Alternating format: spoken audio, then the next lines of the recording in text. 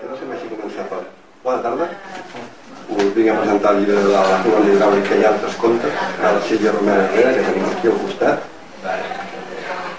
I d'entrada m'he notat que això és un llibre que parla de la mort amb un toc força irònic, un toc irònic de l'autora, que és...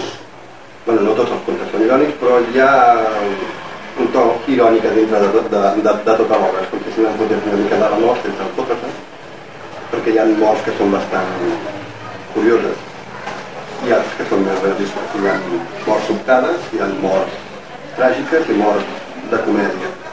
De fet, i en aquest recull, que és d'un nivell elevat de literatura, tenim també molts referents artístics, com pot ser el cinema, el teatre, la literatura o l'art pictòric. En aquest relat trobarem por, trobarem fantasia, trobarem comèdia, trobarem l'absurd, formes de morir absurdes, 13 formes diferents, 13 o més, de matar, de morir o d'enfrontar la mort, segons el punt de vista del protagonista del relat.